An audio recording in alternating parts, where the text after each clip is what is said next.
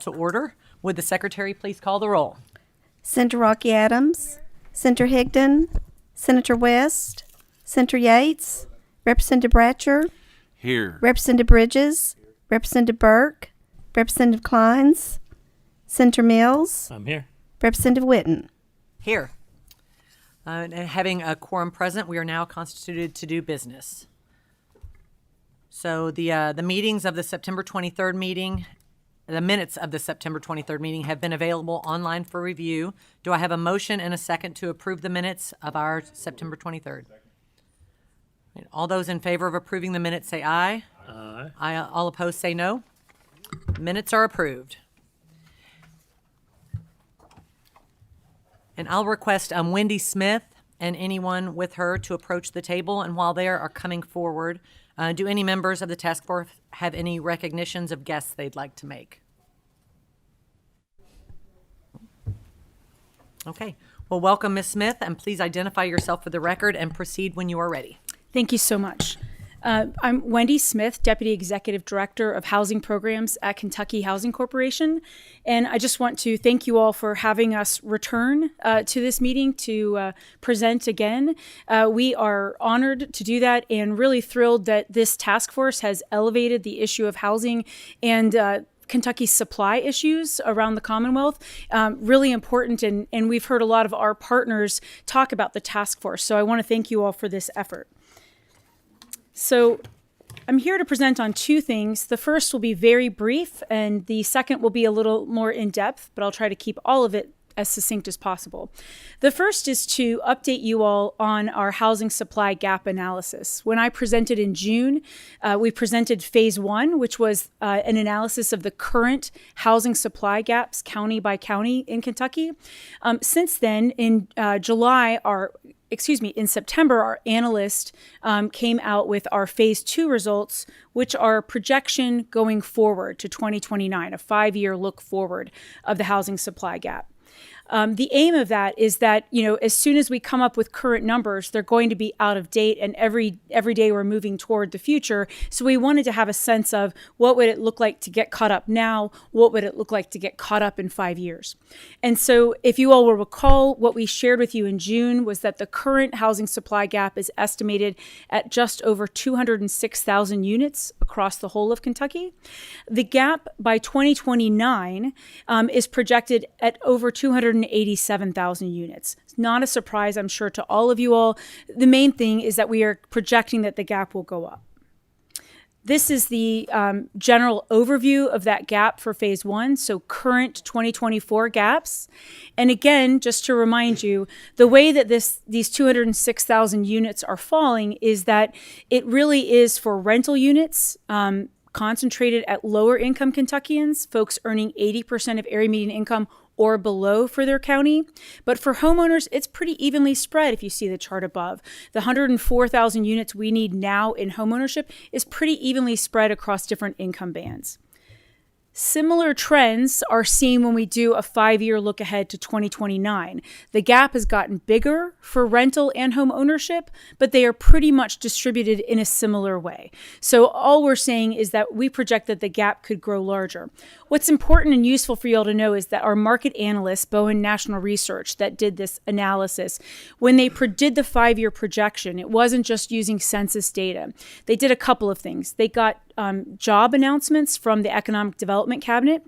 They called around to cities and counties to learn about the pipeline of housing projects underway. They used KHC's housing pipeline. And then they looked at migration data between counties into Kentucky, out of Kentucky, to try to also get a picture of what that might look like. So this really is trying to take into account what's happening in Kentucky, what jobs are coming to Kentucky, and to get a sense of where and how many units might be needed. This is the 2029 projected overall number of units by county. And we have a printout of this, so hopefully you can see it a little better than this. It's no surprise that our most urbanized and growing counties are going to top the list when you look at it in terms of sheer numbers. So it's Louisville, Lexington, Northern Kentucky, kind of the I-65 corridor, Bullitt, Hardin, and going down to Warren County. But when you look at it as a share of the housing in each county, so what's the gap? compared to the number of housing units that county has to get a relative share, what you see is it's not just our urbanizing counties, and it's not just rural or urban. It is really spread across the Commonwealth. And the severity, even if a county isn't growing wildly, they may have had so little or no construction for a while, they still need units, even if you don't think of that county as a significantly growing county. And I'm betting you all have heard from counties like that, where the first time you heard from them might even have surprised you that they had a housing gap. I'm sure you're not surprised now, having been on this task force and heard from so many constituents. But just the bottom line being, it's neither an urban nor a rural issue, and it isn't even just about economic growth, although that is a huge driver.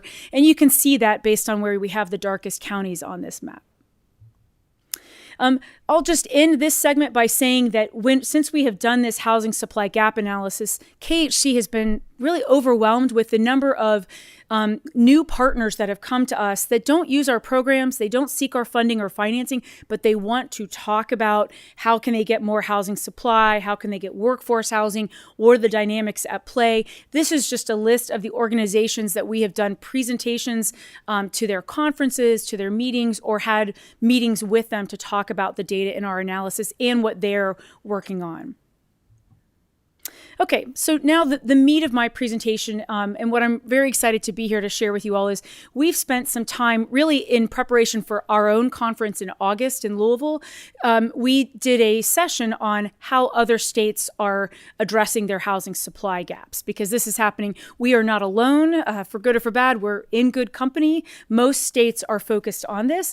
And so we did some additional research and added to that to share it with you all today. So I do want to encourage you all, as you're thinking about options, to think about what are your policy goals, or what do you think Kentucky's policy goals should be around housing? I'm not here to answer that, but I want to offer a range of what I've heard talked about at this task force and in our meetings with stakeholders. Is it to develop more housing? Is it to develop housing faster? And I know it's not going to be any one of these. It's going to be some combination of these. Is it to help local leaders meet the housing needs they've identified? Is it to support economic development with housing investments? Is it to rehab vacant units and return them to the housing supply? Is it to increase home ownership and wealth building across Kentucky? To reduce housing cost burdens so folks can afford, to live in their community? Is it to reduce housing instability and decrease homelessness? And is it to revitalize communities? It'd be easy to say all, but different policies cut different ways and get at different of these. What I'll share with you is that many states are trying to tackle a handful of these at once, and they often have multiple approaches that they're taking. State efforts tend to fall into three general categories. One is land use and zoning incentives or mandates. Some states are tying funding to local areas choosing to change their zoning. Some states are just preempting local rule and changing zoning from the state level. The second category is state housing tax credits, where you are foregoing state tax revenue in exchange for investments in affordable housing. And then the third big bucket, which is really maybe one of the newest, is funding and financing for housing infrastructure. So roads, utilities, water, all that kind of stuff, and or for housing development. So some will just fund the infrastructure, and then others have to get the money for the development. Some states are funding both infrastructure and development, or some are just incentivizing development. It's really a combination. Okay, so I'll take that first one, land use and zoning incentives or mandates. And I'm not going to try to go into a whole lot of specific states, but I will let you all know for almost every example I have in here, I have a link to the report, the document, the state program, so that you all on the task force or LRC staff can dig deeper should you choose. I do encourage you, if this is an area that you're interested in, the McCaddis Center at George Mason University has done a really good policy brief summarizing what states are doing in the area of land use and zoning. There's really been a flurry of legislative activity in this area happening across the U.S. And in the first 6 months of this year, states enacted 50 different housing supply bills compared with 30 in that same time period in 2023. In the last 12 months, 65 housing supply bills have been enacted across 20 states. all I'm trying to get across with this is there really is this flurry of activity happening in a lot of states. These are states that from July 23 to June 24 enacted some kind of housing supply bill. And then these are states with it on their agenda as of July 2024. So haven't passed whatever they're looking at, but it's on their legislative agenda at the state level. Really just trying to, again, share how many states are looking at this kind of stuff. In addition, I think it's worth noting that there's a service at Cornell University. They call it the National Zoning Atlas, where it is a program that helps a state look at all the different zoning rules at the state and local level that are impeding housing development, impeding supply. And Cornell offers a service where they will let you use their data and their analysis to try to look at what your state might consider. And this is just all of these orange-colored states are states that are using that to examine zoning in their state and decide if they want to take some action at the state level or create some kind of incentive structure where funding is tied to a local area choosing to adopt changes. State changes fall into a range of categories. There's quite a few, and I won't go deep into these. I just want to make sure you all are aware of them. One is creating what's called by right accessory dwelling units, meaning if you have a single family home and enough of a lot size, you are by right allowed to build like a granny flat, a small home back behind your home. You do not have to get zoning approval. Many states have done that. Those are called ADUs, accessory dwelling units, and it's a way to house two households in place of one. It's often for aging parents or a very young adult household that might be related, or a relative who's disabled and wants to be able to have some independence but also live near family. The AARP is a big fan of ADUs. Allowing 2 to 4 unit buildings where there is single family zoning. So many states are doing that. Where it's R1, you can go from 1 unit up to 4 units without a zoning change, without having to seek any permission. Relaxing parking requirements is another route states are taking. Relaxing minimum lot size so that you can have smaller lots so you can fit more homes in a neighborhood. Streamlining the permitting process so it doesn't take quite so long to get your permit is another effort. Limiting local design requirements, so saying that local areas cannot add too much on top of state code. In addition, requiring local governments to plan for affordable housing or middle housing, workforce housing, that's very common. So many states are mandating that local areas at least have a plan for how they're going to allow some place in their community for affordable housing and workforce housing. Allowing residential uses in commercial zones, so where you have some commercial retail uses, allowing residential to happen there. Allowing housing on religious lands and or nonprofit-owned land. This is sometimes known as Yes in God's Backyard, where a church or a nonprofit wouldn't have to get a zoning change in order to be allowed to put low-income housing on their property, as long as they have enough acreage. There are some limits to it. There are some reforms saying that localities have got to allow for manufactured housing, that they can't exclusively, exclude it. And then limiting home purchases by institutional investors. This is particularly happening in the Louisville area where you have large equity interests coming in and buying up single family homes and either holding them and not leasing them or selling them, or leasing them and selling them at significantly higher rental or for sale rates. And so some states are moving to take action against that. So that's the range of the activities around land use and zoning that states are pursuing. I will let you know that in that Mercatus Center report, there is, for everyone that I just listed, they will tell you what states are considering it, what states have enacted a bill, and they have the list of the bills. I'm not going to go through this. I just wanted you all to know that if you want to dig deeper, that Mercatus policy brief is really good. Okay, the second of the 3 approaches states are taking is state housing tax credits. This is probably the most mature of the 3 that I'm presenting, particularly when it comes to tax credits at the state level for rental. And that's probably not a surprise. Some of you have probably been aware of efforts in Kentucky over the last few years to get a state housing tax credit. So what this is, oh, we lost it. Any idea why?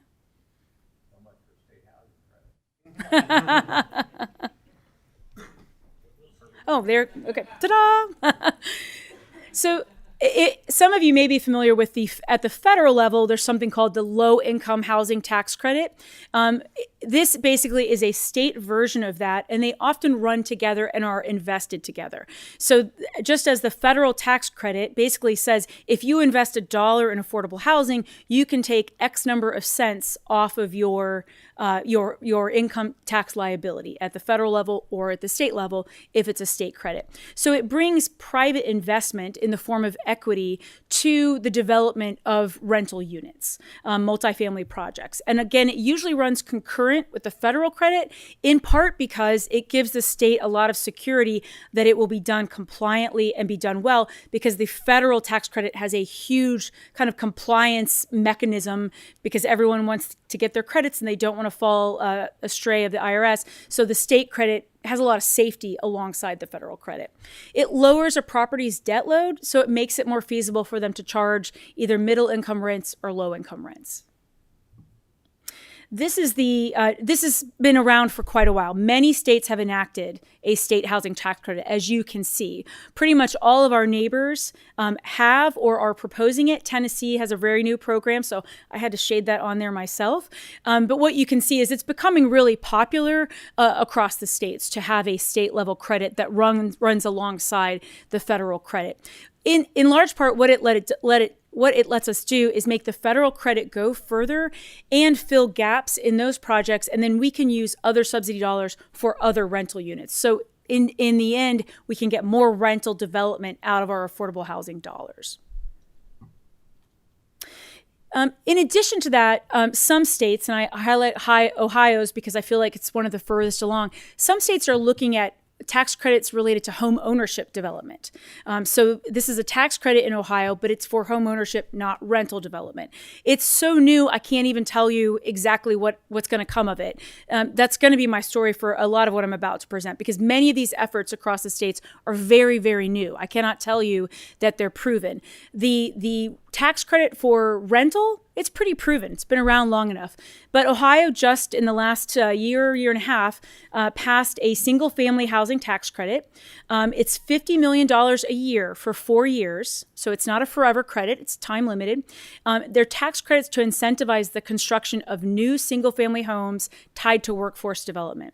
So they're focused on folks earning 80% of area median income up to 120%. And this is really just meant to offset the cost of building a house. You've heard from the home builders that it might cost, let's say, $250,000 to build a unit, but your workforce folks can only afford a $200,000 mortgage. It's just not, the profit isn't worth it for the home builders to build a lower priced house. They're not making as much profit. This basically fills in that gap for middle income home buyers in Ohio, or that's the aim. Let me say that, because it's not, I can't say it's proven, tried and true. And they limit the size of the home, but they also say it's got to have at least 2 bedrooms and 1.5 baths. They're definitely home ownership. It has to remain home ownership and affordable to that income range for at least 10 years. So it's not forever restricted. It's a 10-year restriction on that house. Okay, the third big bucket, which is kind of it's just a lot of stuff popping across many, many states, is funding and financing for either housing infrastructure and or housing development itself. And because and we just did a couple of select states. I mean, we could go everywhere, but we tried to pick states that were geographically close to Kentucky, have a lot of rural areas, politically similar to Kentucky, had some proximity to us that made it make more sense to look at them than it might to look at coastal states. The Chamber of Commerce really touted what Indiana's doing at our last meeting, so we thought we would begin with that. There are 2 Indiana programs that are pretty darn interesting, but again, new. One is called the RIF program, which is the Residential Infrastructure Fund. This is not housed at their housing agency, not at our sister agency, KHC's sister agency. It's actually housed at the Indiana Finance Authority, and it is for local governments to apply for low interest, really it's 0 interest for, I think, 2 years, for loans. They're 20-year infrastructure loans that can fund buying the property, putting in roads, putting in utilities, putting in water water, all that kind of stuff. And then the locality could choose to get paid back in full or in part by the developer, buying those lots from them and developing multifamily housing or single family housing. There is no income restriction, no parameters on this. What the Indiana Finance Authority does is they say the local area must have a market study that says they need the units that they are willing to take this loan out for. Most of them are workforce housing is what they're getting applications for. But again, it's local governments, and it allows them to fund the infrastructure and the purchase of the land. This is not a exact companion program, but in the Indiana folks, we talked with them last week, and they let us know that they are seeing localities apply for both of these programs. So I thought I would mention this because the Chamber mentioned this program, which is called the READY program, which stands for Regional Economic Acceleration and Development Initiative. The READY program is $500 million, not solely for housing. I want to make that clear. It's where they want regions. So let's say our ad districts, if you will. They have their own defined regions in Indiana. They want them to plan around quality of life, quality of place, and quality of opportunity. There's all kinds of things that can qualify. Tourism, workforce development. But one big chunk is that blue quality of place, which can be for housing affordability, infrastructure to support growth of population, mixed use developments that are commercial and residential, and then blight remediation and redevelopment. It's really what they're aiming at is to get regions to plan together, prioritize together, and then they're making a large amount of funding available for whatever projects seem most meaningful for that region. And what the Indiana Finance Authority let us know is they're seeing folks apply for both for the same projects, that they're asking for the infrastructure fund, and then they're wanting to use these dollars maybe to do a park next to the housing development, or some variation of that. Oklahoma is also doing some pretty ambitious stuff. I have 2 slides on Oklahoma. Oklahoma is pretty similar in size to Kentucky, I'm pretty sure. And they, in the last few years, have passed a couple of different funding buckets. One is called their Increased Housing Program, which was $63.5 million in a revolving loan fund. That's a theme I've seen a lot, which is where it's a one-time funding amount that is meant to revolve. So it's not where the state is, or it's time limited like the Ohio tax credit. So it's some kind of intentional boost to the housing supply, but not a forever commitment on the part of the legislature and the state budget. But this is meant to be zero interest for 24 months. Again, it's pulling down that interest burn and the risk of taking on housing development. And then after the 24 months, there is an interest charge. So there's a real incentive to get your work done within 24 months. The project size can range from 5 units up to 200 units, which is a pretty flexible range.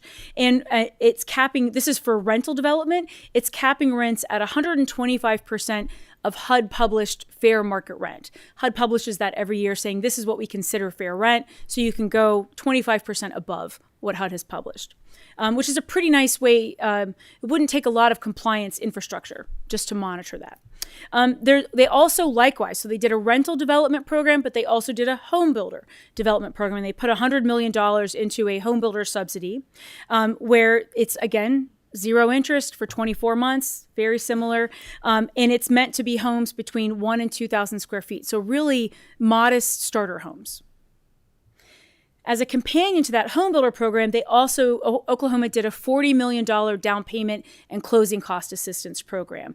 It's only for the buyers who are buying those homes built with the home builder program. So they were trying to do it in tandem, incentivize the builders and then help the home buyers, buy down their mortgage so that the mortgages can be set at market value, but they're getting a little bit of a subsidy to help them afford that mortgage. Ohio, in addition to that tax credit that I talked about for home ownership, they have a welcome home program that is meant to incentivize developing housing also.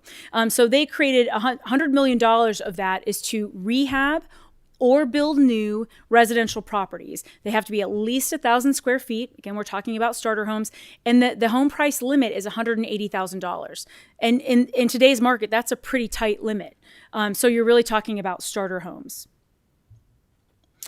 Georgia created a rural workforce housing initiative This was $90 million to provide financial incentives, mainly to finance workforce housing. They really are focused on slightly higher incomes, not low income housing.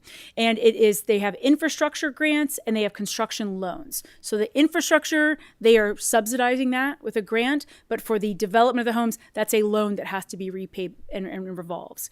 And they limit their for sale units at 125,000 to 290,000, pretty broad range. And then the rental units, the unit development cost has to fall within that range. So the construction of the rental units has to be within that same range. Georgia's Rural Workforce Housing Initiative provides grants and or loans on a competitive basis. That's another thing we saw a lot, that these are often competitive. They're not just allocated based on the population of counties or cities. It's definitely states wanting cities to step up and make an effort to show they're ready to move, and they at the local level are putting in effort to make the housing happen. I also want to highlight Montana. Montana's got a state, I think it's around 750,000 people in population. It's pretty small, but they have some really severe housing issues. Some of it is tied to in-migration during the pandemic, but also, they have a lot of energy development, fracking and natural gas, and they've had a lot of folks move in, and it's driven their housing costs up. They created, this is a pretty astounding dollar amount given their population size, a $225 million community reinvestment plan investment. And it is focused on a couple of things. One is a reinvestment plan account, meaning asking different communities to build their own reinvestment plan and start investing in efforts to revitalize their housing, to build more housing. They also have a program, it's called the Coal Trust Multifamily Homes Program. So communities impacted by coal, which Kentucky also has, is where they're focusing on some rental housing to help low-income folks. They have part of their money is going to expand housing for their state workforce. They have parts of Montana where state workers can't get housing, and they're building affordable housing for state workers. Pretty interesting. And then they have a infrastructure revolving loan program funded with bonds. Again, it revolves and it's to focus on infrastructure. They're also giving out planning grants for those communities that will create their own reinvestment plan accounts. So again, trying to incentivize local areas to step up.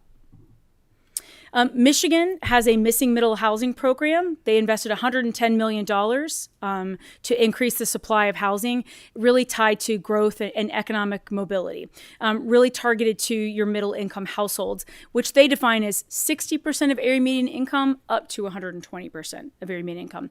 It's for the development of home ownership and rental units. We lost it again. Wisconsin, we'll wait a sec to see if it pops back on. I'll just say Wisconsin has done similar things. They have invested $525 million, and theirs is a range of efforts. Again, a lot of states are adopting a menu of options. In Wisconsin, they're doing Main Street housing. So that's housing above downtown offices, restaurants, that kind of stuff where it might be vacant or just being used as storage, and it could be housing folks. But there has to be some dollars involved to get that repurposed. Workforce and senior housing, again, infrastructure for workforce housing, and then also some for home repair for aging households that could use some help so that they can stay housed. I want to underline that these programs are all very new and therefore unproven. I cannot say to you, this works and this works and this works. I can say lots of states are slightly ahead of us and really focused on this issue. And it feels like a concern to me, like I would hate for them to gain a competitive advantage over us because they are getting their supply goosed too far before we do. But they point to this growing number of states that are really striving to increase their housing supply. I also want to underline the flexibility of state dollars over federal dollars cannot be overemphasized. When we use federal dollars at KHC, which we do a lot, I always say there's a 50-pound brick tied to every dollar. It's just going to take longer and cost more because there are all kinds of regulations and processes, environmental reviews, Davis-Bacon wage reporting, just all kinds of things. We get it done, and it can be done. It slows us down, and we can't be nearly as nimble in designing our programs as we could be if it was state dollars. And I'll offer 2 Kentucky examples. We do have the Kentucky Affordable Housing Trust Fund, which has been around for quite a while, and then the fairly new Kentucky Rural Housing Trust Fund. Those are each very flexible. When the floods and the tornadoes happen, we were able to shift some of our guidelines and make it easier for folks to work with existing households to help them recover from the flooding or the tornadoes. With the Kentucky Rural Housing Trust Fund, it goes up to 120% of area median income. So that's really hitting workforce households in a lot of communities. It's relatively new. It's funded at the level of $5 million this year and next, but those are incredibly flexible. Our partners trope to them really want to use those funds because they are so flexible and can move so much faster. So I just want to underline that part of why a lot of states might be looking at creating their own funds to do this is because you can go so much faster with less restrictive state dollars than with your federal dollars. And that concludes my prepared remarks. Thank you all so much. Thank you so much, Ms. Smith. We do have a question from Representative Bratcher. Wendy, I don't know if I may have even asked you this before, but I don't know if you go into the reasons why there's such a shortage, because the census of Kentucky is not growing at these levels. So is it immigration? Is that what's causing this? Do you know? I don't know if that's in your bailiwick or not. Well, only because we've been pretty steeped in this and did the housing supply gap analysis and have worked with the chamber. So not that I'm usually an expert in it, but I feel like I've gotten my junior PhD in housing data this year. There are several drivers. The biggest driver, and you can hear about this at the national level as well, but we also have data for Kentucky, and it's in the Chamber's report. They have this great bar chart that shows at the '08 recession, we lost so many home builders, particularly our smaller home builders in Kentucky, and we have never gotten back even to the average home building, rental and home ownership in Kentucky since '08. We have never in any year rebuilt even the average that we used to build before the '08 recession. The whole country went through this. We lost a lot of home builders. Many of them got into other businesses, retired, or went to go work for like Ball Homes or Drees, like got a job somewhere, but didn't get back into the risk of doing the business themselves. That really hit our rural areas maybe even more so than our urban areas, but it hit everywhere. That is the biggest driver, but there are many things you could add on top of it. Households are smaller in Kentucky, so even if you don't have a lot more people, you got demand for more households.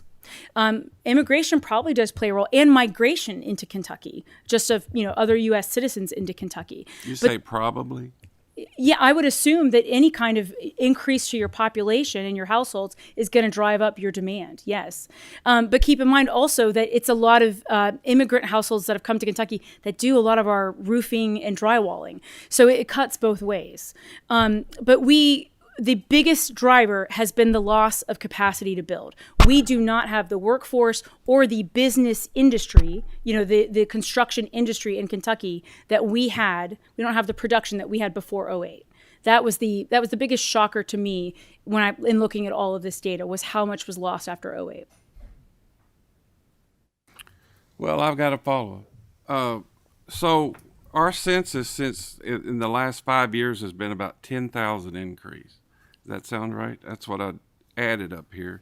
And now, but we've got 287,000 rental units or home vacancies, or what we need. We need 287, what's the word, models, whatever, houses. So, golly, that's a big, big difference there. So let me invite you to think about it as a number that is building from 2009 till 2029. 287,000 is the projected, 5 years forward from now. So if we failed to bounce back after '08 with our construction industry and the level of homes we were building in Kentucky, so from '08 to 2029, that number isn't quite as astounding as it at first seems. It's not a recent number. It's a number that's kind of been building. And what happened in my view, after the pandemic, we all saw it really vividly because we had a lot of people like getting out of multi-generational households or deciding to try to buy a home, moving out. So we have more household formation. Even if our population isn't bigger, we have more single-person households who want their own unit, or just two people without children. We have a lot of elderly households. So we have more household formation. We have not been constructing nearly what we used to before 2008. And we have a lot of job growth that's online to come to Kentucky. And we have had some immigration, like you said. So the number isn't too astounding when you think of it as a 10-year deficit. That's how it makes sense to me. Okay. Yes. Thank you, Madam Chair. Thank you for being here. And I think this is such an important topic, not just for Kentucky, but all over the United States. And so I think it's nice that we don't really have to guess because this is getting studied all over. I've kind of dipped my toe into the real estate business a little bit, off and on through even my young life onto it. And I can tell you just from people I work with that the supply changes because of the people doing business in the industry. Obviously, land's become more expensive, supplies have become more expensive, and labor has become more expensive. So it's hard for people to take that chance. So that's why not just Kentucky, but all these states around us have had to find ways to incentivize that because it does show a government interest in making sure that we have housing. The failure to do so messes up the way the supply and demand is and kind of throws things off and increases homelessness and makes the even our middle class houses unaffordable to our middle class. And so it was brought up just a minute, like, what are our goals? Well, I think right now with Kentucky, we want to keep pushing to have record job growth, and we're doing great. We're bringing in these great announcements, just booming. But if we don't have houses to support that, then we can't house the people. So I think the problem, we don't want to be somewhere that's not growing. We don't want to be a place that doesn't have jobs. I mean, I love that people are trying to move to Kentucky to work. So I think that the focus should be on providing the investment. You gave a bunch of examples, and you've been in there. Is there one particular that you think as it fits here in Kentucky? Because I know we say, look, here's the Ohio's model, here this, and I think a lot of times we look at the tax credits, kind of low-hanging fruit. And that's something that I've pushed, I've proposed, I've discussed. Is there one particular that you say, I think that based on your expert opinion and studying this, that you think would fit Kentucky's model? It's so hard for me to say one because I really do feel like, and based on what we're seeing across other states, a menu might make more sense of kind of saying, well, we have these 3 policy goals, we're going to do these 3, efforts.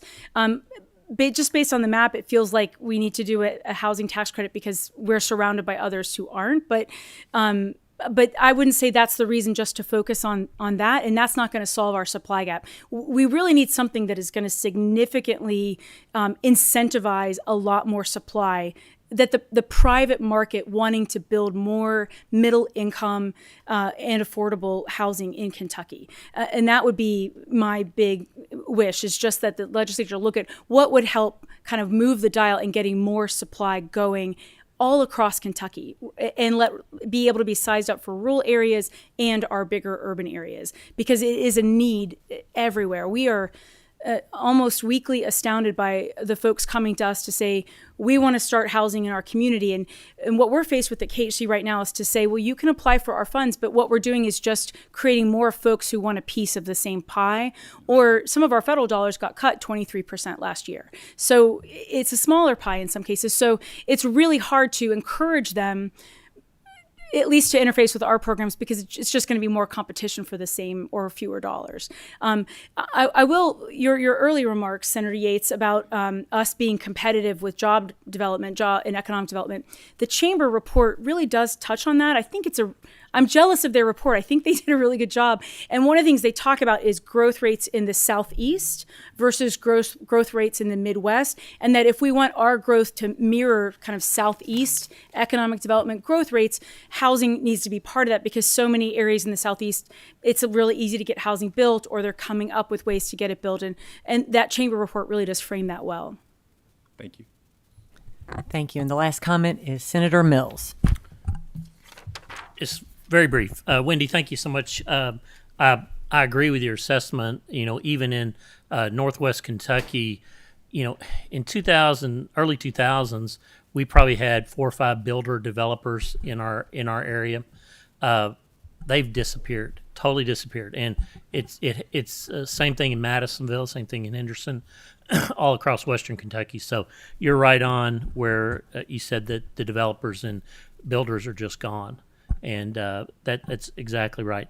And the other thing, too, I just want to compliment you on your report. I think the examples of what other states are doing around us was something that we were missing, and we'll be able to incorporate that into our report. So thank you so much. Thank you. Happy to do it. Thank you so much, Wendy.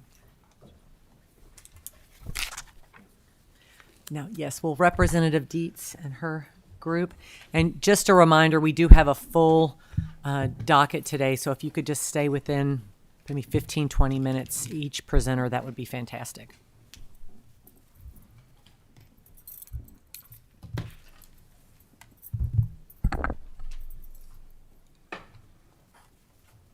All right, good afternoon. Thank you. And first, I want to express my sincere thanks to this task force for the work that it's done during the interim in addressing one of the most pressing issues that our community faces, and that's the need for safe, income-aligned, and sustainable housing. I can speak to this not only from what I see from my constituents, but also from my family law practice, and I think to Representative Bratcher's comment, as an attorney that focuses her practice on divorce, I can tell you that I have lots of clients that go from a two-parent or two-person home into single housing. And for us to be able to find that, we have people staying in their homes together a lot longer, sometimes longer than they should, because we can't find income-aligned housing for the family. As we know, housing isn't just about shelter. It's about security, stability, and opportunity. It's the cornerstone of economic prosperity and well-being. And in northern Kentucky, where our cities and towns are growing, we see a widening gap between the demand for income-aligned housing and available supply. This gap affects not only low-income families, but also middle-income workers, our seniors, and our veterans. It impacts our workforce, our schools, and our entire regional community. That's why today's discussion is so critical. I'm proud of the work that Northern Kentucky has accomplished in this space in analyzing the needs in our area. We're fortunate today to have 3 highly esteemed experts joining us to share their insights on the housing challenges and opportunities in Northern Kentucky. They each bring a unique perspective, and together they will help us understand the path forward as we develop policies that can truly make a difference. First, let me introduce to you Tara Johnson-Noem. Tara is the Executive Director of the Northern Kentucky Area Development District, and in 2023, she released its Northern Kentucky Housing Data Analysis, a comprehensive 300-page report detailing our housing challenges. Tara will give you a high-level review of that report. Next, we're joined by Sharmali Reddy, the Executive Director of Planning and Development Services in Kenton County. Sharmali will share what happened after the completion of our housing data study and the coalition of subject matter experts that have come together to address these challenges. And finally, we will have Katrina Bowman. Katrina is the Executive Director for Northern Kentucky Community Action Commission, and Katrina will share some real stories with real consequences. I'm confident that their combined experience will spark a meaningful conversation, and with that, I will turn it over to Tara. I need to push this. Okay. Good afternoon. Thank you so much for having us. My name is Tara Johnson-Noem. I'm the Executive Director of the Northern Kentucky Area Development District, a role that I have had for 2 years. And prior to that, I was the director of the Northern Kentucky Workforce Investment Board. And workforce is really where we came to this conversation in our organization. In 2021 and 2022, post-pandemic, as many employers were turning to us, desperate to attract and retain talent, they were really having a hard time. And so our 8 county judges executive that serve as the governance board for the bulk of our federal dollars came together to start talking about barriers to employment. We talked about childcare, we talked about transportation, but there were really groups already working on those issues. Housing was an issue that had many partners, but not necessarily a lead in our area. And moreover, there wasn't really locally specific data available at that time to help us see how housing was impacting our local workforce needs. We wanted to know how housing availability was impacting employers' ability to hire and retain their talent. We know now that at its current pace, workforce job creation in Northern Kentucky is very much outpacing workforce housing availability, putting a strain on both families and employers. I just got a text just now from our new Workforce Investment Board director asking how many open positions we have. Currently this month in Northern Kentucky, we have 17,000 open jobs in our 8-county region. So back in 23, our 8 fiscal courts and CVG Airport came together to fund a study that you have heard Judge Moore talk about a couple of months ago, when he addressed this group. The study's findings did generate a lengthy report. We did provide a handout of a couple of the key slides that your staff has available. It's all available on our website, nkadd.org. A couple of highlights for your information. Currently, 60% of Northern Kentuckians are earning under $60,000 a year. And that's the sector most likely to grow in the next 10 years. This would be teachers, nurses, first responders, as well as many people just starting out in the construction industry. We know that if you're earning in Northern Kentucky between $15 and $25 an hour, then you would be able to afford somewhere between $500 and $1,500 a month on your rent or your mortgage payment. But we're seeing costs drive significantly higher, especially for rentals, but also for mortgage payments in the current climate. 4 of our 8 counties are in the top 10 list that Wendy provided a moment ago in terms of housing gaps. Last year's study found that in Northern Kentucky, we had a different consultant, but that at least 6,650 additional housing units would be needed in the next 5 years, but not just any units. We know that we need to generate an additional 3,300 or so for that workforce component, those individuals that are driving our economy, and also a diverse mix of types. Both individual single-family homes, but also duplexes, townhomes, apartments, and condos, all to keep up with those changing demographics that were just talked about and our changing workforce needs. And Representative Dietz mentioned income-aligned housing. Our study, with its findings, we started talking about the term income alignment because we know that as we talk about homes that support workforce proportionally and for all sectors, we need both the high-end housing as well as that starter home for those new college grads that we want to make sure we keep who have just graduated from Thomas More and KU. We want to keep them in our region. We want to target that missing middle housing stock as well, and you'll hear from Charmalee in just a minute about how our zoning allows us to have the toolkit that we need to do just that. NKDD has been working with the coalition throughout 2024 to respond to this data and develop a local menu of options for use by employers, nonprofits, and our local governments.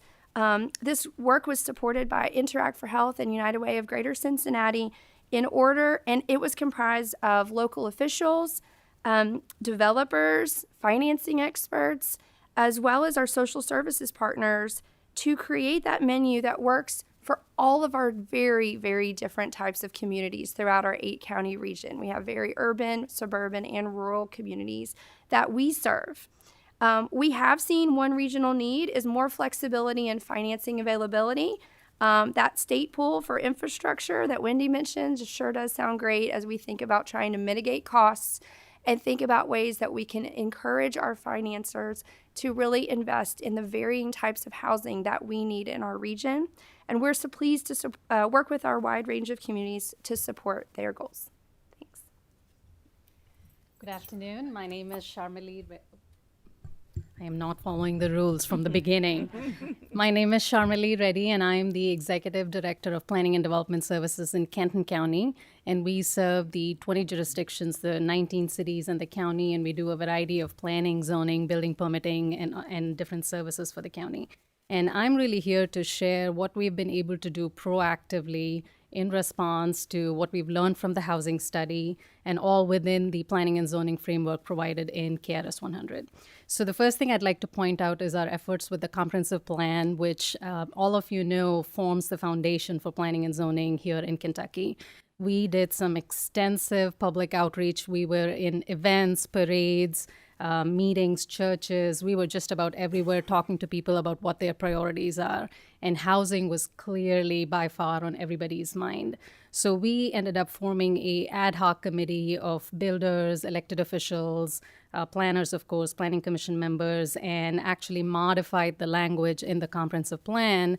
And I'll point to a specific example on what we did, but we were able to do that proactively. Planning commission adopted it in September. So this language is actually in place for us. So what we did was we expanded the interpretation in the comprehensive plan, where if a developer came in with a proposal and a project that specifically addresses the income-aligned need for Kent County, the Planning Commission and subsequently the elected officials would be able to consider the proposal despite the density recommendations in the comprehensive plan. So it just broadens the scope just a little bit, and what might sound really minor to many folks is major in our world. Just expanding the definition a little bit gives our elected officials more opportunity to provide for this housing. The second thing is that we want to be proactive in identifying areas in the county where the housing development is appropriate, closer to employment, infrastructure, because that's something we hear at public hearings all the time. My road cannot handle the traffic that this development is going to generate. So how can we get ahead of these issues and proactively identify sites in the county that can handle more housing development? So that's something that we definitely want to do. And we understand that planning and zoning is just one piece of the puzzle, but that it's an important one. And we do not see any impediments in KRS that allows us to not move forward with this effort. The framework for planning and zoning in Kentucky is for local voices to design local policy for development, because there just isn't one size fits all approach when it comes to that. The second thing I want to point out is that we've been working on updating the zoning ordinances for many of our cities, and we have 8 jurisdictions now that permit accessory dwelling units that was mentioned earlier within their zoning codes, which is, again, another step in the right direction in this housing conversation. Tracking data is going to be really important for us regionally, and we've started to do that. We know what these numbers are, but unless we track and see how we're doing on an ongoing basis, we're not going to meet that threshold. So this year in 2024, we've seen that we in Kenton have approved 640 building permits for residential development. 48% of that was single family, 36% apartments, and the remaining 16% in townhomes and condominiums. We have another 900 plus apartment units that have been approved as part of various projects that still haven't gone through the permitting process. I share that to say that we are seeing increased number of a variety of housing coming before us as opposed to what we had seen a few years ago. So we're trying to address some of these needs, but we know these numbers by themselves don't mean a whole lot. We've got to dig a little bit deeper to find out, is it really aligning with the income needs of our region, and what do we do about that? So we're going to work with our regional coalition and continue to look at that data. So essentially what I'm here to say is that we need to continue to invest in workforce development, specifically in the construction trades industry. The Ensweiler Institute in Northern Kentucky, if you haven't heard about that, is just a shining example of what needs to happen more. Having a well-trained workforce in the construction industry means that our building inspectors can work through the inspection and permitting process quicker. And you've heard this over and over again. Let's streamline, let's streamline, let's streamline. And for us, part of that is having experienced building inspectors that can look at these projects on site and move them along. Speaking of which, maybe that's another area also to look at. Currently, it takes us 2 to 3 years to get a building inspector certified to a level 3.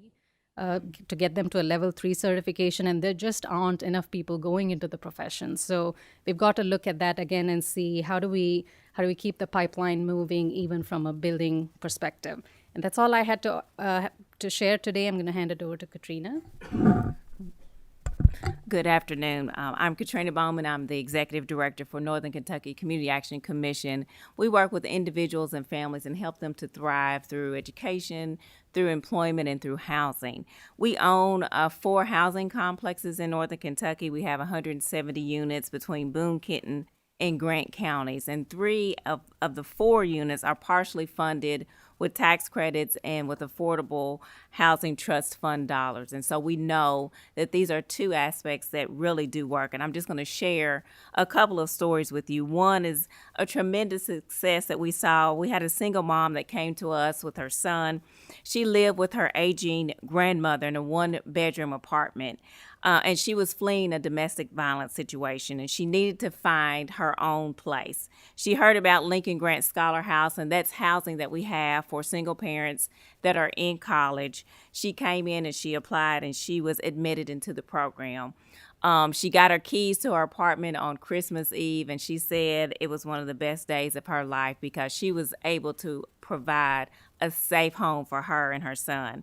She was enrolled at Gateway Community and Technical College in the 2-year nursing program. She completed those 2 years, and she went on to Cincinnati State, and she obtained her 4-year degree in nursing. While she was at Lincoln Grant, she went through our financial empowerment program to learn how to save her money. She saved up her dollars. She bought her a car. And once she graduated, she moved from Lincoln Grant into another one of our housing complexes, Farmview Apartment Complex. Farmview is an income-aligned housing that we brought online in 2022. When we brought that apartment complex online, we had over 1,000 applications for those 63 units. She moved in there. She was able to save up her money because she had developed good spending habits. She lived there for about a year, and at that time, she was able to have enough money to have a down payment, and she now lives in Boone County in a very nice home. So that's just one story of many where we've seen the affordable housing trust fund dollars as well as the tax credits work. But we know that we're in a crisis, and this is not always the case. This is not always the happy ending that we see. And so there was a senior that we worked with just last year. She lived at Victorian Square in Newport. She came home one day along with all the other residents that lived there, and she had a notice on her door that she had 30 days to vacate. She had lived in that apartment for over 15 years. It was devastating news. So we, along with other nonprofits, began to work with her, and we began to contact all of the senior housing in the area, all of the other housing that she could afford within her budget, and we were not able to find her a place to live. She had to leave and go to another part of the state and live with another one of her relatives. She was, and so her entire way of life, her entire comfort she lost because she had to move into another part of the state. And so we know, we've seen that the affordable tax credits work as well as providing the affordable housing trust fund dollars, as she mentioned earlier today. Those are 2 things that we really do want to advocate for. And we've also, as she talked about the state tax credits, there is the model in Tennessee is one to really look at, because the way that the equity works, you don't lose any of those federal tax dollars. So we highly recommend putting additional dollars into the Affordable Trust Fund, as well as looking to create the state tax credit as well. Thank you. Thank you so much. It's a great presentation. Do we have any questions? Yes. Yes, Mike. Thanks, Madam Chair. I just want to express my gratitude to Representative Deeds for taking the lead on assembling some of our Northern Kentucky local experts to come down and prepare and present to our committee. We really appreciate it. Thank you. Thank you. Great. Thank you so much. Now, Daryl, I think, is next.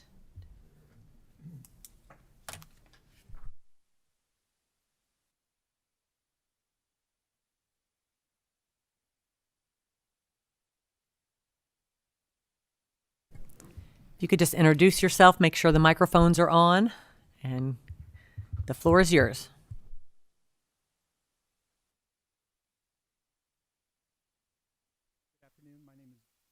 Good afternoon. My name is Daryl Neer. I am the CEO for Lexington Habitat for Humanity, and I'm joined by Mike Hines. He is the CEO for Winterwood Development, and also Heath Duncan. He is the Executive Director for Habitat for Humanity Pennyrile. We are here on behalf of Habitat for Humanity of Kentucky to introduce our policy recommendations specifically, and we would be more than glad to answer any questions about some of the underlying work that we do that has led us to this position that we'll be presenting.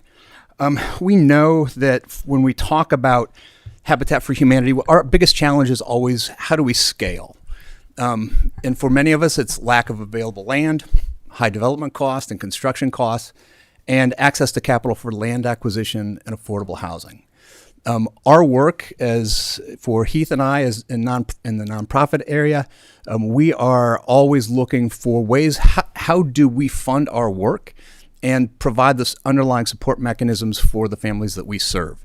And those challenges in what we do requires additional financial support for home ownership opportunities in that 30 to 60, sometimes to 80% of AMI. And in this construction environment, when I ask all of you to think about this, who in your communities are providing what we would identify as entry-level homes in new construction? Fewer and fewer developers are offering that, and that's the space that Habitat fills. What we are talking about today, specifically around policy recommendations, we believe in three characteristics: bold, collaborative, and comprehensive. That is what will help unleash this, our ability to build more housing affordability in our communities that we serve. Specifically, as you take a look at the policies that Ms. Smith outlined, you see a comprehensive approach to housing that looks at the entire housing continuum, and I'll get to that at the very end of our presentation. And we have three policies that we will be talking about today: increasing investment in the Affordable Housing Trust Fund and Rural Housing Trust Fund. Policy 2 is creating and implementing a state low-income housing tax credit. And third, creating and implementing a single-family affordable housing tax credit. And at this point, I will turn it over to Heath Duncan to talk about the Affordable Housing Trust Fund and Rural Housing Trust Fund. Something we've heard a lot about.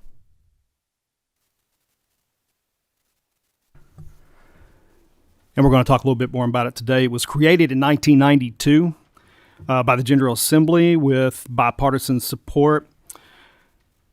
15 years later, it gained a dedicated revenue source in 2007. Since its inception, recording fees collected through the county clerk's office have remained unchanged at $12, with $6 allocated to the county clerks and $6 allocated to the trust fund, generating $3 to $4 million a year. The Affordable Housing Trust Fund is managed by the Kentucky Housing Corporation. Providers in Kentucky have maximized this funding every year with more projects than funding. The Rural Housing Trust Fund, created after the tornadoes in 2021 in West Kentucky and the flooding in 2022 in East Kentucky, was built and modeled after the Affordable Housing Trust Fund with a bit more accessibility and ease of use.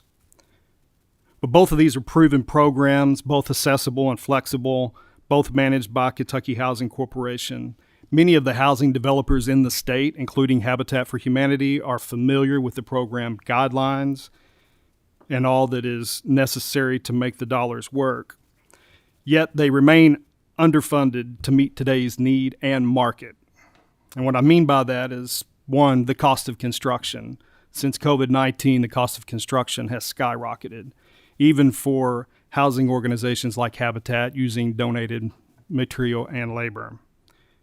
But also the tremendous need for housing that existed before the disasters.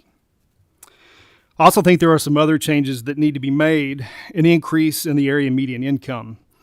It's currently capped at 60%. It would be nice if that ceiling was raised to 80%. In our world, we're used to layering funds together, meaning that we need to grab from different pots of money to make a deal work for a family. Sometimes that gets complicated when the program guidelines don't match. Increasing the AMI to 80% in the Affordable Housing Trust Fund would help with this. And the reason for that is increased cost of construction. Since the disasters in Kentucky, we have seen a tremendous increase in insurance costs for homeowners as well. and then inflation.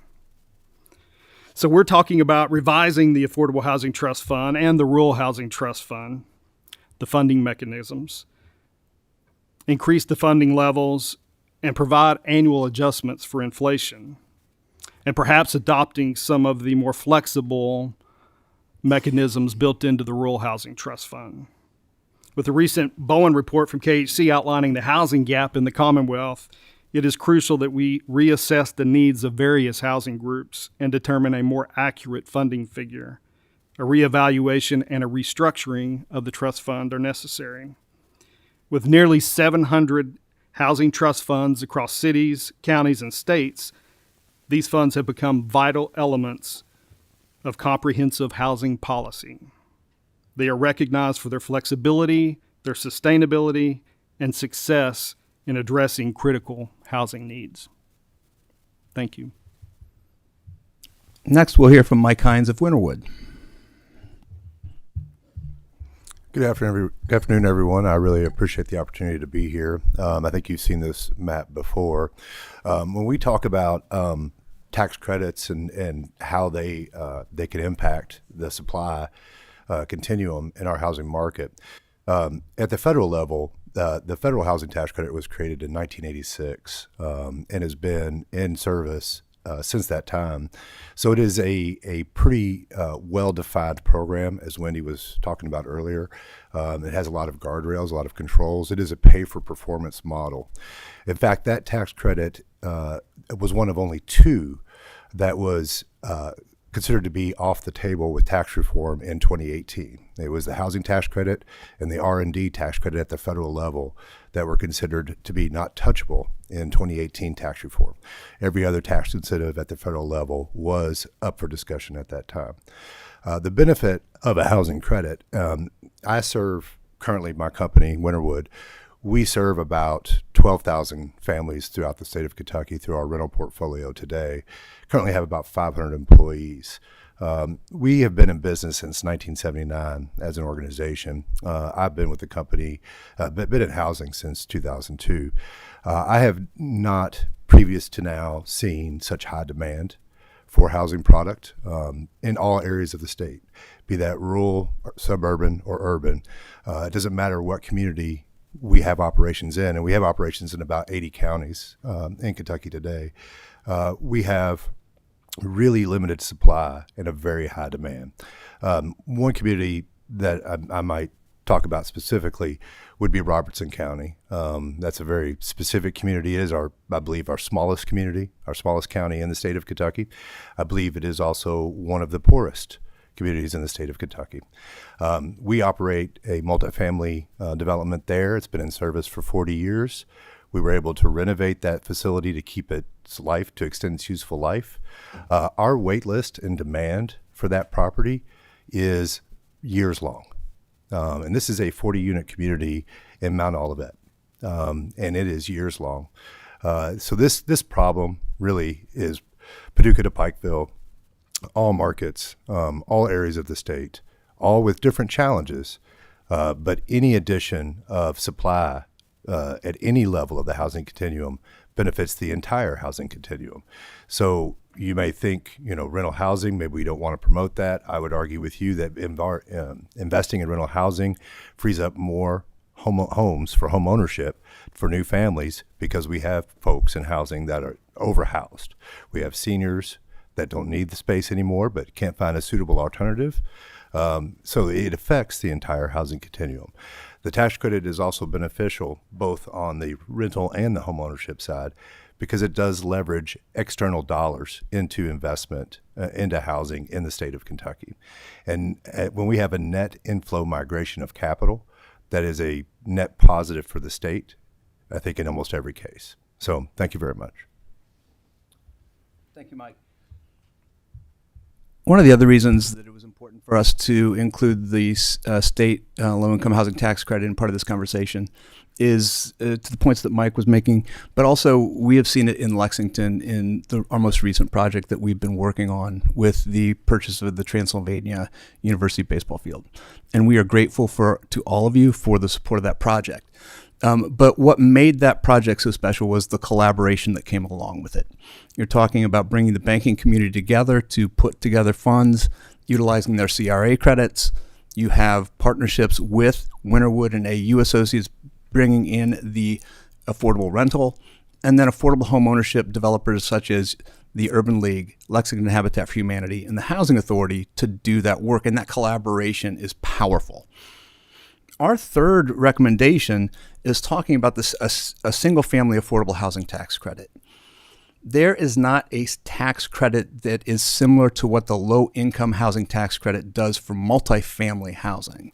And there are approaches, and Wendy talked about this in terms of Ohio. They have launched theirs, but they're focusing at 80 to 120% of AMI. We're talking about something that would focus at that 30 to 80% level. Because we know the pressures of subsidy, and being able to mobilize private capital into the affordable housing mix will help us be able to build more and scale. And what we're looking at, and there are other examples, for the Neighborhood Home Investment Act at the federal level has been in conversation for a few years now. And this is a program that would look at areas that are particularly, they may be what termed blighted, they need to be redeveloped. In a community like Lexington in Fayette County, we don't have that. And so we use this as a point of reference as mobilizing capital to do affordable housing, but can we look at these models to create something in Kentucky that will address that affordable housing need? Again, to pull private capital off of the sidelines into this space that goes beyond developers like us asking for donations and contributions. We're looking, how can we mobilize it through a tax credit process? And lest we lose focus on the entire housing continuum. We are but a portion. And we can focus on our area, but I'd just like to talk a little bit about what happens if home ownership opportunities at that front end of your introductory level home, what if those don't exist, right? Where do people go? It's further investment in rental situations in communities across the Commonwealth. And that ability to build wealth and transition from opportunities from what we do at Habitat into full market rate home ownership, without those introductory level homes available, we block off an entire generation and future citizens of our Commonwealth from those opportunities. And while we look at it, and we are facing in Lexington, $321,000, I think right now is our average home. Habitat homes are appraising at close to $270,000. We have to take action quickly, and that is why we're asking for these three policy recommendations and for consideration. And we are grateful for your time, and we would be glad to take any questions that you might have.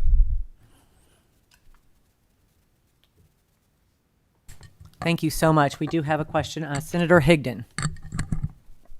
Thank you, Madam Chairman. Thank you all for your presentation, and thanks for the work you do in the area of affordable housing. Representative Bradford and I were the only two here in the General Assembly in 2007 that voted for the deed tax that went to the affordable housing. I think it was $12.50. It probably hadn't gone up much since then. But I guess I'm curious and to know. I mean, I understand more. I guess I'm on the Affordable Housing Trust Fund Oversight Committee, and I do hear presentations from you from time to time. But could you give us an idea, maybe how many units you were able to build last year, and how you rate? How were the funds, the revenue source for those were, and just a little bit about what you do, because I think it's. What you do is very important, but I don't think a lot of people understand exactly what you do. Yeah, so I served on the AHTF advisory committee as well a few years back. I can tell you that the very piece, so I'm in Madisonville, Kentucky, Hopkins County, responding to the tornado that ripped through Mayfield and Dawson Springs and 16 other counties. The very first piece of funding that we received that we went after that tornado was Affordable Housing Trust Fund dollars. And it's really been the backbone of our funding for 25 years. It has been the staple. It has been the one thing that we've always been able to count on. And the issue for us is that, pre-COVID, we could build a Habitat house for $85,000, $90,000. Today, that same house with the same material and the same labor cost $130,000 to build. And so the amount of dollars available to us in the Affordable Housing Trust Fund just haven't kept up. I mean, that's the bottom line. A lot of that hasn't happened overnight, but a lot has changed in the last 3 or 4 years. My Habitat affiliate's built 34 houses since the December 2021 tornado in Dawson Springs, which is a 400% increase in our capacity. We've also used the Affordable Housing Trust Fund to do repair projects because those dollars can be used for new construction or repair. I can't speak as a whole for the Affordable Housing Trust Fund, but those are the numbers for my Habitat affiliate. In Lexington, for Lexington Habitat, we stack Affordable Housing Trust Fund dollars with Federal Home Loan Bank dollars, with money from LFUCG, and we are stacking those funds because, again, to what Heath is pointing out, our cost of construction has skyrocketed, and one of the primary drivers has been land cost. Pre-COVID, we would be able to pick up some properties $20,000 to $25,000 per lot. We are currently spending $60,000 per lot in Lexington and Fayette County. That is what makes this project that we're talking about in the collaboration with the Transylvania University project so powerful. We will be looking at lot cost because of that collaboration to be able to buy land at that size at probably close to $25,000 to $30,000 a lot.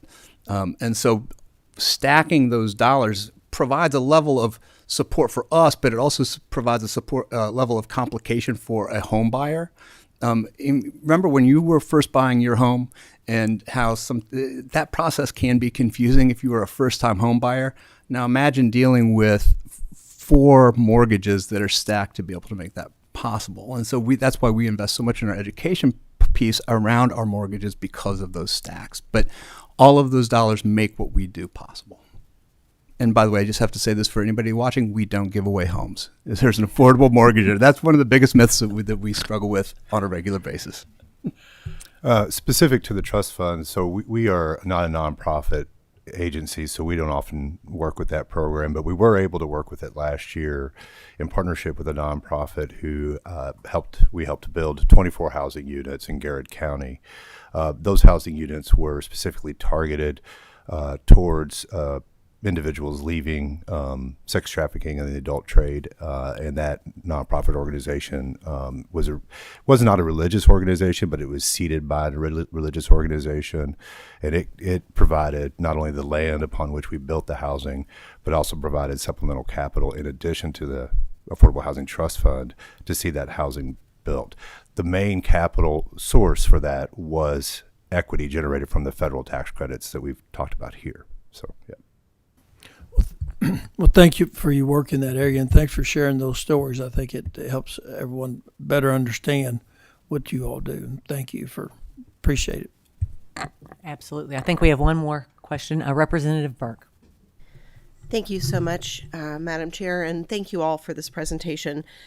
The Affordable Housing Trust Fund is an area that I've been particularly interested in for many years, and so I have sort of a policy question / proposal to see what your feedback would be. So presently, of the $33 recording fee for deeds, $6 goes to the Affordable Housing Trust Fund. And while I think probably many in this room would agree that amount needs to go up, I think also probably many of us would agree we don't want to put that on the shoulders of home buyers in Lexington. $300,000 is what you're looking at for a 1,200 square foot home. That's a very small home and a very big amount of money. So even if we were just to raise it by $6, I'm curious how we can shift that further investment. So would you be interested in a proposal like a stamp tax that is seller side or mortgage holder side, so that there is a further investment, but it's not on the shoulders of low-income home buyers?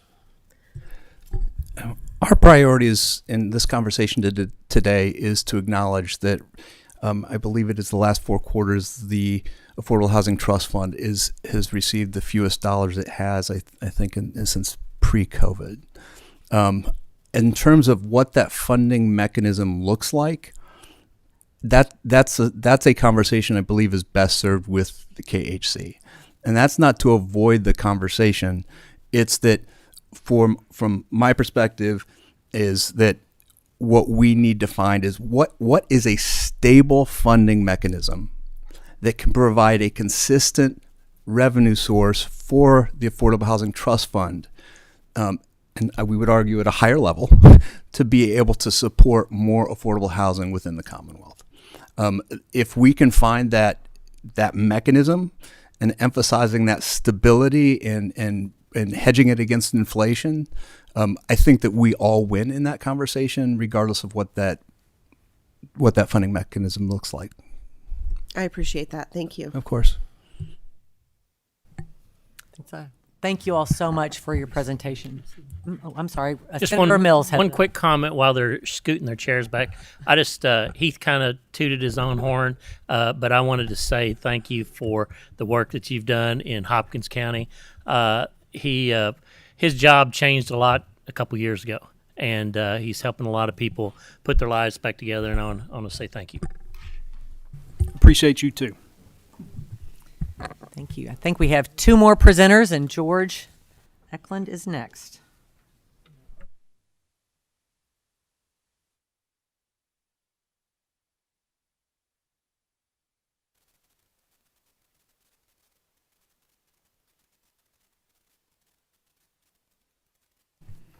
George, just make sure your mic is on. You can introduce everyone, and the floor is yours. Yeah, thank you so much.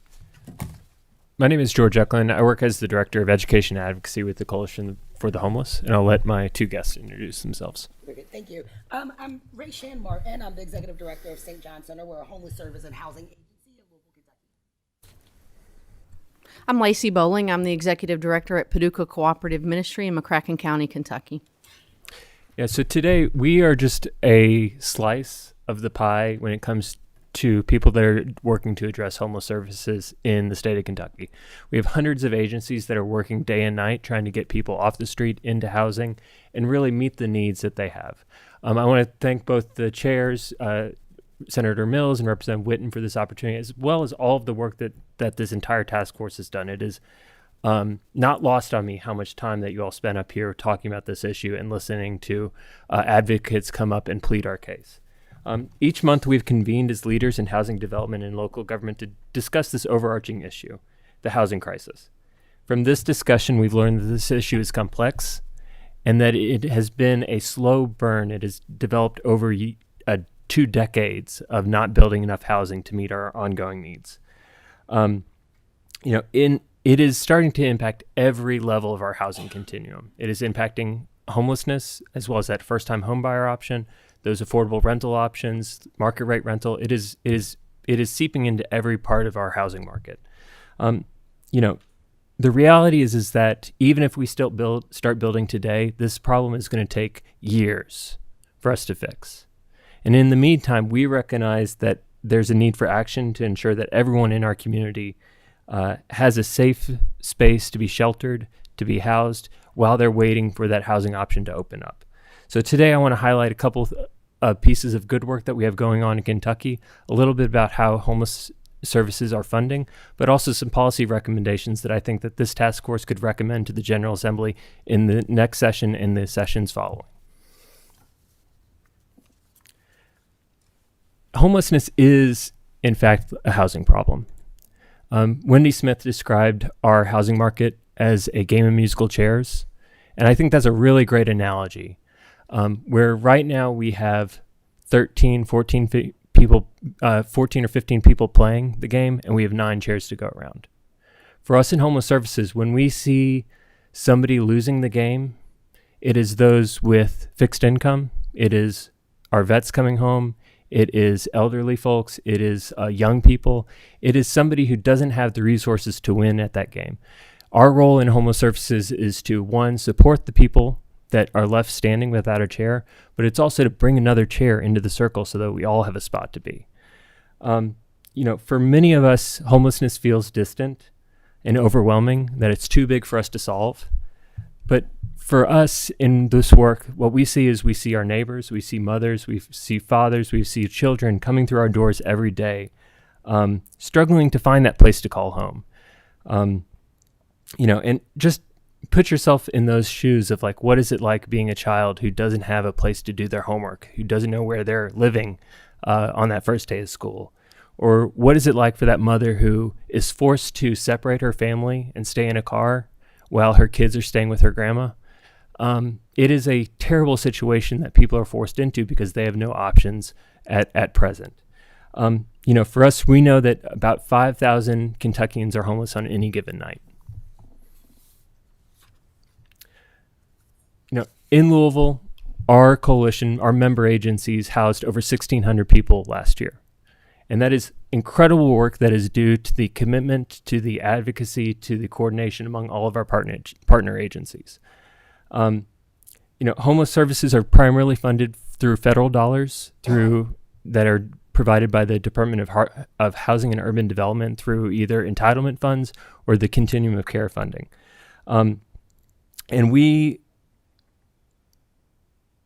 These funds are predominantly awarded by that agency.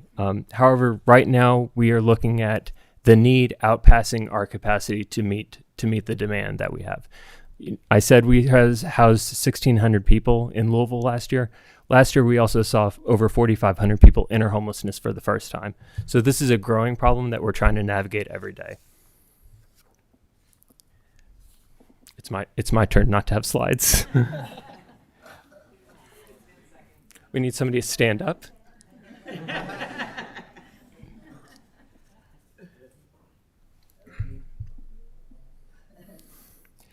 So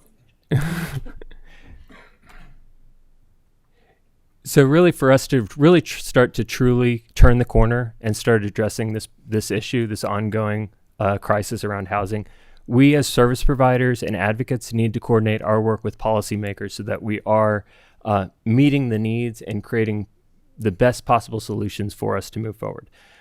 Numerous barriers, including insufficient housing units, eviction histories, and antiquated landlord-tenant laws, hinder many Kentuckians' ability to secure safe and stable housing. Often it is families and children that are bearing the brunt of this issue. As many of you all see this problem as too big, every day I see service providers performing miracles. I see people getting their IDs for this first time. I see families getting out of their car and get to go to shelter for the first time. I see, people that are chronically homeless becoming housed after a decade on the street. I see miracles every day that are happening. And despite the limited resources, our partners have shown remarkable resilience and creativity in developing innovative solutions. So I'm really happy to have two leaders in this work that are doing the work every day. Just to share a little bit about the innovation that they've taken on, to share a little bit about the creative solutions that they've had and the important work that they're doing in each of their communities. Perfect timing. Thank you, George, right? I realized my mic wasn't on the first time. Ray Martin, Executive Director of St. John Center, Homeless and Housing, Homeless Service Agency, and a housing provider. Increasingly, every day we're trying to do more to be a bigger part of the solution to solving homelessness, and we know that includes creating and developing housing. So St. John Center has been doing the work of helping people survive in homelessness and get into housing for about 38 years. In those 38 years, I've been there for 3. We have we have countless stories, 3,500 specifically from last year, about individuals who are suffering, right, who are experiencing the consequences of us not having enough housing. George talked about some of the barriers to our housing navigation work that we do, the types of shortages that we are seeing in the housing market that make it more difficult for us to find units that are income aligned. I appreciate having that language now, that are income aligned for the people that we are served, that will also meet their needs. So supportive housing is one of our 3 programs. Before I go into those 3, we do have a day shelter and a social service center where we are providing housing navigation for a good portion of the individuals that George mentioned. I think we've seen roughly 3,000 people in the day shelter. Something I'd like to share that is hard to share is that the people that we are seeing are increasingly older, right, every day. And I think that is common for service providers, seeing people's whose health, health, right, issues have really been exacerbated since the pandemic. But every day when we close the day shelter, we close the day shelter with people on our porch who are experiencing the type of disabling conditions that we are trying to build housing to accommodate, and again, who are just increasingly older. That's our day shelter work. We also have an outreach program where we are going out to people who can't get to us and trying to do housing navigation with them and provide all of the services that will make housing a possibility for them. Last year, we've seen about 1,000 people who were living out on the street and trying to survive there and trying to find housing for them. I'm here to talk about solutions today. So permanent supportive housing is a solution to chronic homelessness, specifically for individuals who do have disabilities, right? Disabling conditions, oftentimes co-occurring mental and physical health issues. So Sheehan Landing is the project that we are currently developing in partnership with LDG, but the idea of the project was to fill in all of those housing gaps that George just talked about. We did housing navigation services for, we did at least 3,000, right, housing navigation services last year. And the challenges that we experience are not enough handicapped, right, accessible units, not enough 1-bedrooms, not enough landlords who are incentivized to rent at fair market value. And so that is what Sheehan Landing is designed to do. We are building 80 1-bedroom units, and we are using a model that is not common in this part of the nation, but very common in other areas that have homelessness, that have homeless rates that are increasing the way that we are seeing it happen in Louisville. So we studied. We use several agencies as benchmarks. One who I'd love to celebrate is the Downtown Emergency Services Center in Seattle. They not only have showed how effective this model is, but they did a lot of research to show that it's not only effective for the individuals who are living in those units, but it's also cost effective for service providers like ourselves. And it's a huge there's huge cost savings for taxpayers, right? The individuals that we are housing here at Sheehan Landing, and the same population that Seattle, right, focused on, are the highest utilizers of emergency services, right? They're the most likely to be using the ER for their primary care.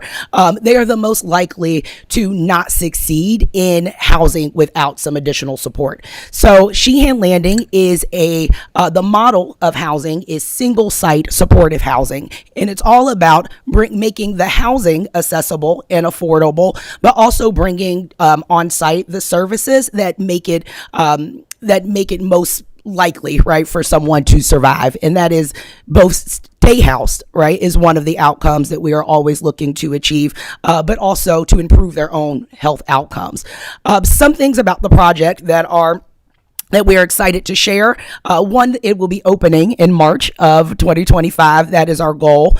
And again, we are housing individuals who are the hardest to house and have been determined to be the most vulnerable by family health centers. So, right, Phoenix Healthcare, they are the healthcare provider for the homeless in Louisville, and they administer the common assessment, or it's a vulnerability index. What it tells us is how likely a person is to die if they do not get into housing within the year. So we are housing the individuals who are ranking the highest on that list. There are also the individuals who are most likely sleeping, right, in places not meant for human habitation, sleeping in places that create a burden, right, for business owners. So our goal is to provide housing for them and services. The building itself will be staffed 24/7 because we looked at the reasons people weren't successful in other housing solutions, and there's oftentimes not enough visibility, right, for individuals who are coming directly from homelessness, people living in encampments. It's tragic, but it is true that there's oftentimes a community who will try to follow them. Sometimes they are invited, sometimes they are just preyed upon. So there's 24/7 visibility there. There's an on-site medical facility so that we can start to provide some of that medical care on site, again, making it more efficient, right, and effective for everybody that's involved. There's a lot of community space so that we can bring in-house the behavioral health services that we know are essential for someone who has been chronically homeless, and also experiencing a disabling condition. The data point that I wanted to share earlier when I mentioned Seattle's work in their research is that they showed for this population, who we are calling the hardest to house, they spend about $82,000 a year, right, in providing care for them, right, helping someone survive in homelessness, in crisis. They spent $13,000 a year in providing housing for them using this single site housing model. So this is the model that we are building towards. Again, we look forward to moving people in March of 2025. Crushed it, Ray. Great job. Oh, can I share one other thing before just because it came up, right, when we were talking about some of the barriers to housing development, two that I can speak about. One, we've been wanting to pursue this type of work and this development for a long time. We had to do a new construction because of right, the availability of land that was appropriately zoned. So we did have, that was one of our challenges, but Wendy brought up parking minimums, and I wanted to say that this development is designed for people who have disabling conditions. Most of them, right, 99% of them will not drive, but we have 80 parking spots, right? It is something that we submitted a waiver for, and while we have been victorious in a lot of other ways, that did feel like a really missed opportunity, right, to use that space and those resources in a more effective way. Thank you. You sure you're sure? No. Okay. So my name's Lacey Bowling. I'm the executive director of Paducah Cooperative Ministry. We're a 51-year-old privately funded organization in McCracken County. We serve 800 families each month from our food pantry, supplemental groceries, and an average of 48 women and children spend the night with us every night at our program called Fresh Start Village.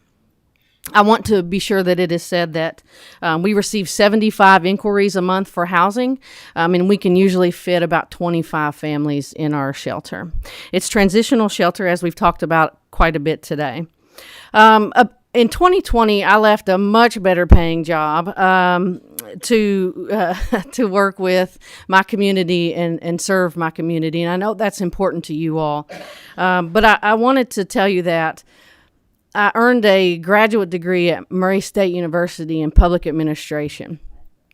And I thought, working in the public sector can't be that hard, can it?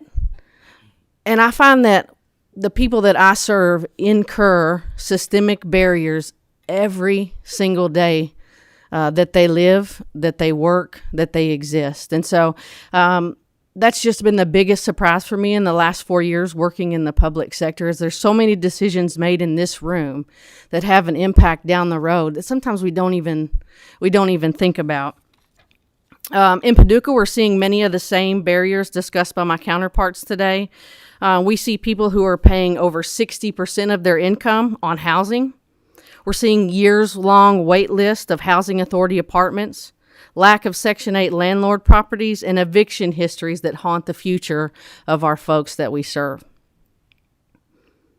Now, it's not important that you remember me, although I do have a bit of an ego, but I want you to remember Fresh Start Village for what it is. It's a community environment. We are seeing just great work come out of this place. We are not as large as some of the other places. We have 6 homes that are about 1,700 square feet. And like I said, we can house about 25 families. Tonight, 48 individuals will stay with us. Usually around 14 are children. It's important that you remember Crystal. She's a friend of mine. I've known her for a couple of months now. Probably she moved in with us in February. Crystal's about my age, no kids. She was abandoned by the foster care system. She graduated from that, I guess, on her own. She's been fired for being homeless at several of her jobs. She's had full-time jobs that she could not keep because she couldn't take a shower at night. She lives in the woods, or did live in the woods in Paducah. She came to us, and I was told by city officials that Crystal chooses to be homeless. Crystal chooses to live a life that doesn't hurt, right? She was burned by communities, and now she's living in, when we picked her up, she's living with us since February. She's clean. She's had her surgeries that she needs. Her neighbors in her house threw her a birthday party, first one she's ever had. Now, that's just the stuff that's fun, right? But we found Crystal an apartment. The problem is Crystal was evicted 4 years ago from a mobile home park where she paid rent on a single-wide trailer that had no electricity and no insulation. She was evicted. Because of that eviction, she can now not get an apartment. It doesn't seem fair. The way I think about Crystal and the life she's lived and the joy she's giving us now at Fresh Start Village, it doesn't seem fair. And so I just ask that we really consider folks like Crystal and the many others, the mom whose kids go to Paducah Middle School, 4 kids, and they're on the housing waiting list for 1.5 years now. Just keep those folks in mind when we make decisions in this room.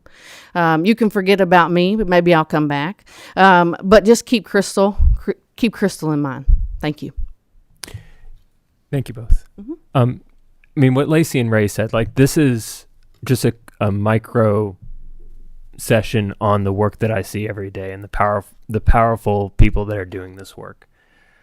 You all have asked a couple of times, what is the role for policymakers in this space? And I want to be clear, I'm not laying this problem at your all's feet to fix alone. This needs to be a collaborative space. This needs to be a space where you are working with advocates and policymakers and people that know this issue the best, to bring recommendations to you all to say, hey, this is going to help grease the wheels in this way. It's going to help expedite it in this way, just so we can get more housing units online for anyone to get into housing. In addition, you all have a good track record of supporting our work. And I think just a great example is House Bill 21 from 2023. That expanded access to state identification cards for anyone who is experiencing homelessness in Kentucky. Last year, or this past session, House Bill 100 gave free birth certificates for anyone who's experiencing homelessness in Kentucky. So together, these initiatives have empowered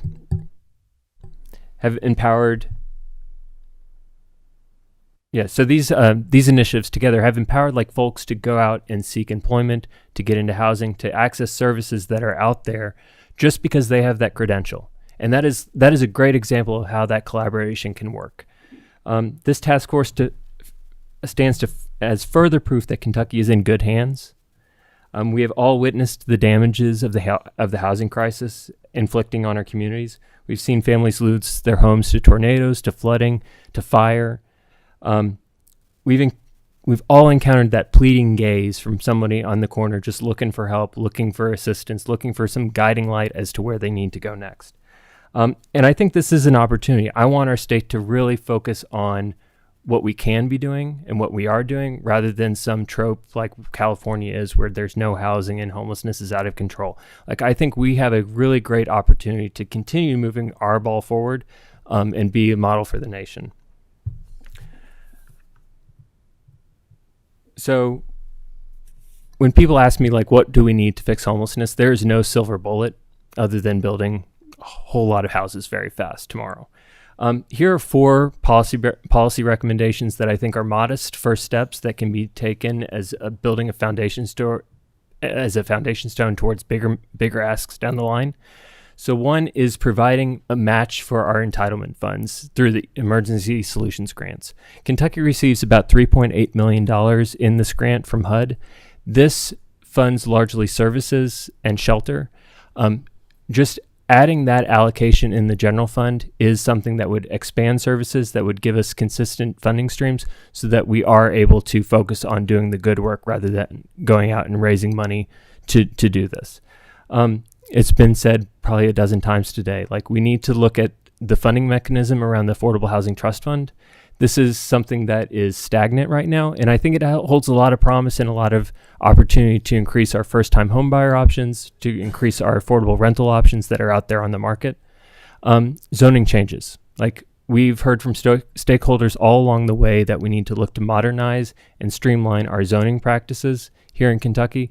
2 specifics that I would lift up is what Ray said, is we need to make it easier for projects that are population specific to get a variance that matches the needs of that population. The second thing is letting churches and religious institutions to open up housing and develop housing by right or open shelter by right. Again, if it is in that ministry, if it's in that church's ministry that they want to do that, we should make that possible for them. Also, just looking at different ways that we can remove barriers for people to access housing, including eviction records, including ability to apply. Like those are opportunities for us to, again, continue getting better results for people that are homeless. So as we reflect on the work that we've done and the challenges ahead, it's important to recognize the profound power that comes from the community, united by shared interest and dedication. This collective strength has the potential to create lasting change. At the heart of our work is the people that we're serving every day. In Louisville and across the state of Kentucky, over 98% of people that are housed under a homeless voucher remain housed for more than 2 years. Like that is a huge result and a testament to the work that everyone is doing. They are family members, they are brothers, they are sisters, they are parents. And I just think about like all the victories that I hear from somebody. Like this month, a client who's gone through homeless services multiple times is standing to graduate with her degree in nursing. Like that is a success story that we need to be screaming from the rooftops, just because it is the testament to the work that we've been doing. So really, I just want us to harness this moment and really look to this opportunity to continue talking about this issue. I appreciate everyone's work today, and I will answer any questions that you all have. Thanks so much, George. I think we have at least one question. Representative Burke. I just want to start by saying thank you. I know that advocacy and service work is some of the hardest work because you care, you don't stop caring, and every day there's someone new to care about. So I want to thank you for putting yourselves out there every day. George, it's really interesting that you brought up the ESG funds in your policy recommendations, because that was where my mind went. So I just want to confirm $3.8 million for the whole state. Is that right? That is correct. So for $3.8 million, we could take a year's worth of fundraising efforts off your plate, and you could potentially do the same fundraising and expand your ability to serve people. Yeah. Yes. For those that don't know, a string attached to the ESG money, which is usually administered by local governments, is that an agency has to go out and find a match. That takes time. So to Representative Burke's point, yes, it would either alleviate that pressure to make that happen, or it would be able to expand that and get better services, expand our services, hire another case manager. Like that would be the result of it. So if we were able to offer matching funds, even if it's not 100% match, let's say that we do a 50% match and you only have to do half the fundraising, would having more access to resources from the state allow you to draw down more federal funds from ESG or similar programs? I want to say yes. And I mean, like what our friends at Habitat said, like we are pretty crafty at how we can draw down different pots of money from the federal government. And I think Sheehan Landing is a great example. That is a combination of COC money that is administered by us. It is American Rescue Plan dollars. It is federal dollars. It is tax credit money is involved. Yeah. So, I mean, that's a great example of how, like, if we have more, we can get creative with how we're putting together projects.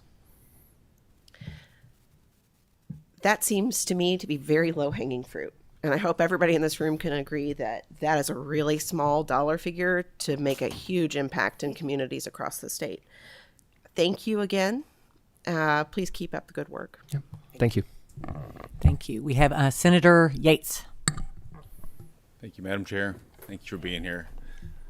We hit on a lot of topics, and I appreciate it. I asked earlier, I think I asked Wendy Smith, what was one thing that they thought that we could do.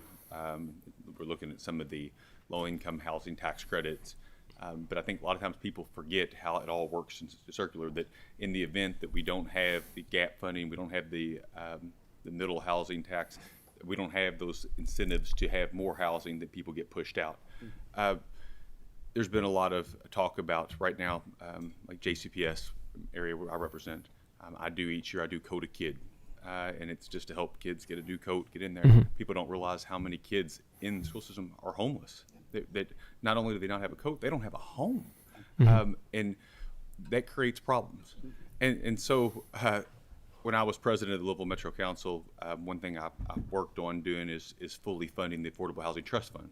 And that worked. We saw it worked. And the amount of money put into it had residual effects. And I think that we can continue to expand that at the state level. But what a lot of times we miss is housing alone, when we deal with certain people in society, doesn't work by itself. It's problematic. We looked at a housing first model in some places in California and stuff, and we realized that you have to have wraparound services. So when you see sometimes the homeless people on the street and you say, hey, they made a choice not to be homeless. First of all, we don't have enough homes. But second, some people have to have the full services. And you talk about the Seattle model. Well, we get to go and you're perfect. If we get to go and whether it was National Legislative Conference or even the League of Cities, we go places and we look at best models.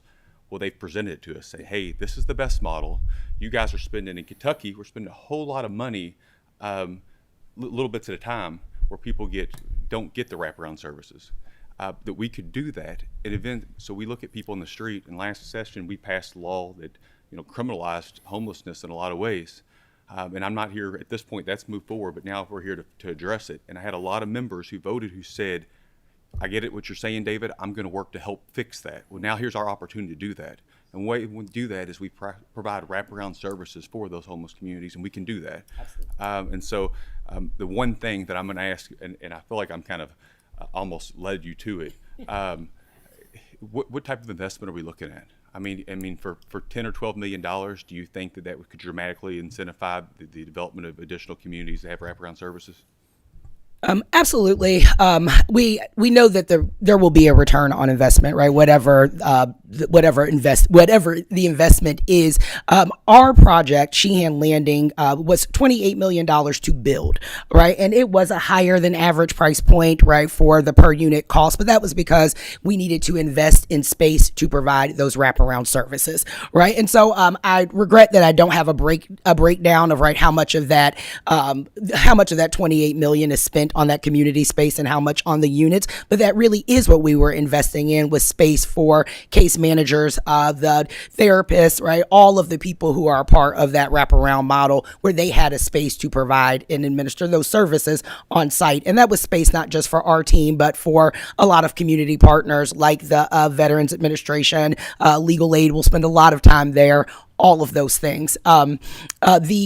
The day-to-day operations of the building will be covered through the COC funding that George mentioned, as well as vouchers from our public housing authority. Yes, and so I hope I'm answering the question. I don't have a specific dollar amount on what the return will be. Right now, we're just using the data from those other regions, Seattle being the most specific, but we've also looked at some research that came out of Boston as well as Colorado that shows that the model is effective and it's a cost saving. Yes, 76% decrease in administrative costs is what we have seen. Thank you. And our last question is from Representative Bridges. Thank you, Madam Chair.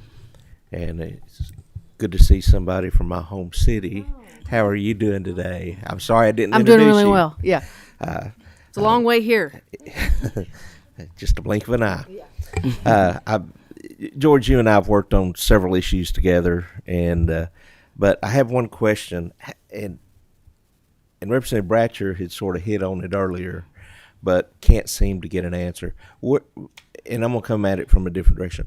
What kind of numbers of homelessness do you see compared to 3 to 5 years ago, 10 years ago?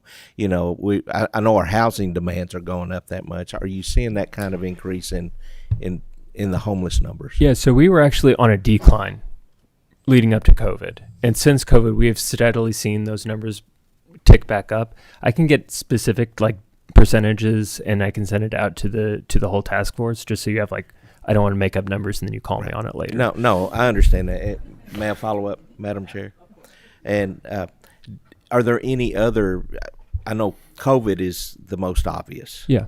But do you see any other things that's adding to our homeless? I mean, in Paducah, you can go on a Friday or Saturday night and just sit down at the bus station because people in Chicago and people in Memphis are continually just busing people to us because they know it's a generous community. Yeah, I think it's a cut by, it's death by 1,000 cuts right now, where anytime we have a out-of-state purchaser come in and take off units offline and up the rents, like that impacts our numbers. Anytime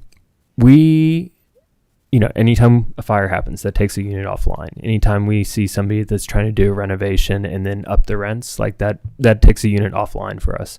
We're not seeing that big of an uptick in like that interstate homelessness in Louisville, and we're right across the river from Indiana. Like about 80% of people that are in HMIS, which is our database that tracks anybody who interacts with homeless services, were last housed in a Jefferson County zip code. We do see a slight uptick anytime there's a disaster from a disaster county.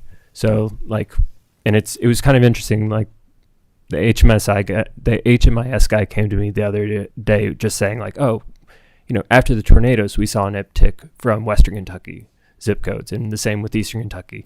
That contributes to our uptick at least slightly, but I think it's really just supply at the end of the day. Is we don't have enough places for people to afford, and because rents are rising across the state, more and more people are taking on the water, and they just can't make the ends meet at the end of the month. If I could give you Paducah Cooperative Ministry numbers from 2023, 86% of our guests were from the Purchase area specifically. 75% of those were McCracken County. Only 8% were from out of state, and 5% were considered transient, or they'd been chronically homeless for over 5 years. Our numbers reflect the same trend. It's at St. John Center. What I can say, most of the individuals who come in from out of state have typically come for recovery, right? They've come for a recovery program and may not have succeeded in that program, or for whatever reason they were released from the program without a housing plan put in place. Okay, just one final statement, and this is a little off the cuff, but we're at the end of November. I mean, at the end of October. And we've got Thanksgiving coming up, Christmas, and New Year's. And I know at home, and Lacey, you can attest to this, we have a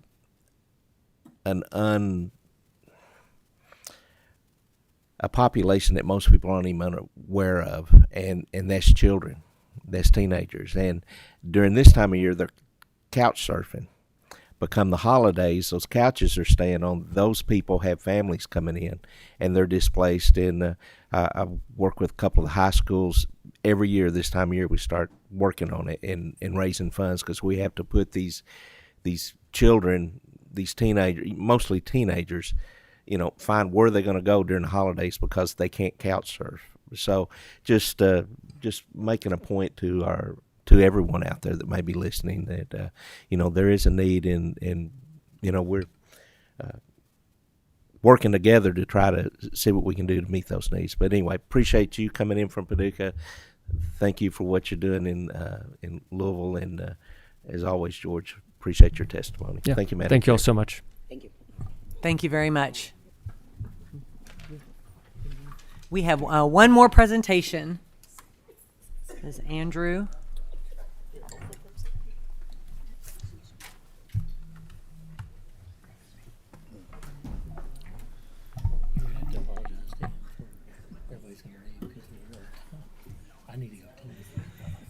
Okay, yeah. If you could just make sure that the green light is on and introduce yourself, and the floor is yours. Oh, sure. Okay, good afternoon. I'm Andrew Hawes. I'm the president and CEO of the Housing Partnership, a nonprofit affordable housing development company based in Louisville, Kentucky. I'm Chuck Schramm. I'm the current chairman of the board of directors for HPI. Thank you. We're here today to ask the legislator to consider changing a law that would allow us greater flexibility in the work that we do. The Housing Partnership has produced over 100,000 units through our 30-plus year span, and primarily serving households earning 80% AMI or lower. In the last 3 years, we have renovated 153 formerly vacant houses in West Louisville and turned them back to productive use, where 60% of the homes were made available for home ownership and 40% of the homes were renovated for affordable rental and put in our Lease, Live, Buy program. We currently own over 275 houses in West Louisville, where we have purchased them away from investors and making them available for sale back to the community. 7 years ago, Louisville Metro Government implemented, with your assistance, a delinquent tax diversion program, which forestalled the sale of delinquent property taxes in nearly 20% of the area included in the program, 20% of Jefferson County. This has presented some significant challenges over time, where Louisville Metro Government is the only entity that can handle or initiate foreclosures on these properties. And to scale it, it's about 5,000. I've heard about it, you've probably heard there's 5,000 vacant abandoned properties in Louisville. Well, that number really hasn't changed. So those vacant abandoned properties are not paying taxes, so they're part of this issue. And it's so large, it's kind of overwhelming to Louisville Metro Government to be able to manage it at scale under their own initiative. So we are asking for the change that will allow us, as well as our fellow nonprofit developers in Louisville, Louisville Urban League, Rebound, New Directions, River City Housing, the Fuller Center, Habitat for Humanity in Louisville, to work together in a collaborative manner so we can start addressing blight on a street level, street by street basis, as compared to the current shotgun approach that we have to do at this time, working with Louisville Metro Government and the properties that they do own. These vacant properties present risks and safety hazards for the residents living on these streets. They're shelters for homelessness. There's asbestos that's not being properly secured, and lead paint that's an environmental hazard for children.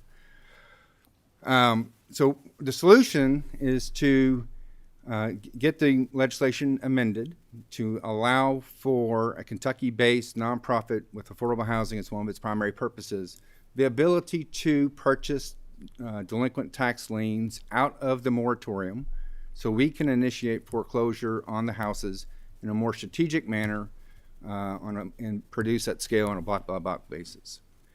We estimate that it'll cost about $8,500 to go through the foreclosure process, with court fees.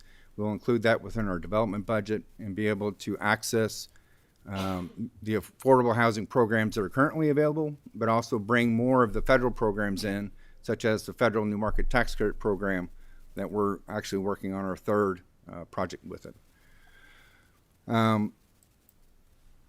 The affected area, we see that the green area is the area that Metro Government included in the first tax delinquency program, which represents about 20% of the land in Jefferson County.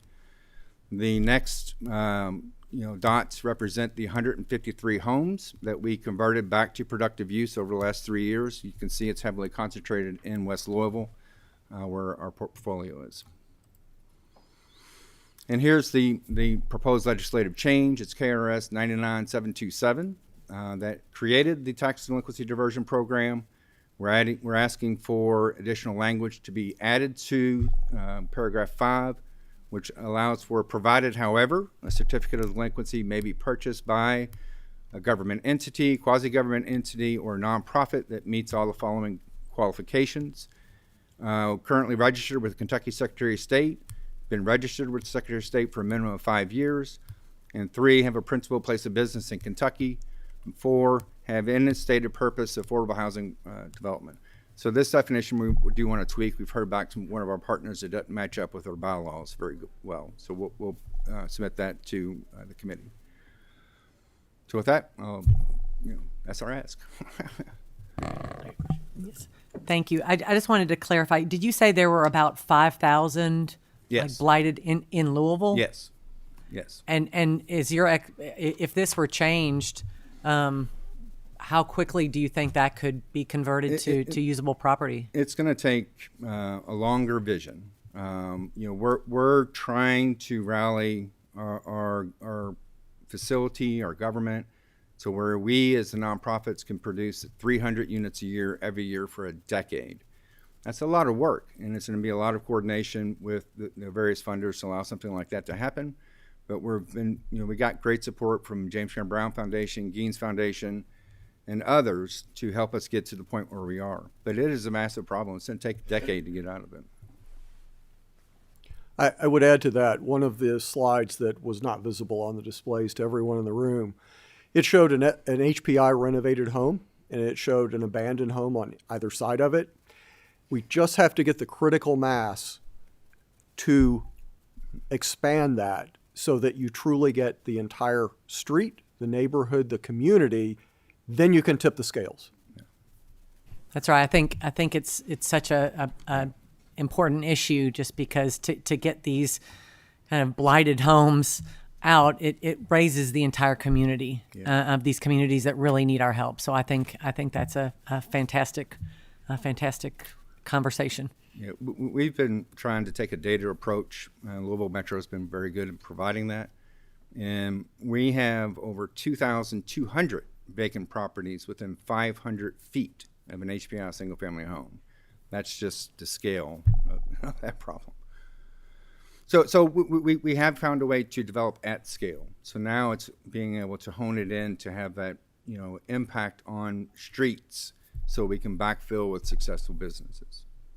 Thank you, Senator Mills. Well, thank you so much for your testimony. I'm sorry you had to wait through 2 hours of other testimony, but this is our last meeting, so we're trying to cram everything in, and I'm glad we've worked you in on our agenda. We will work to try to get that legislative change drafted up, and we'll try to make sure we give you guys the advantage that you need to move forward. When you renovate a house, you buy it off of like at a courthouse step, or however you end up receiving it.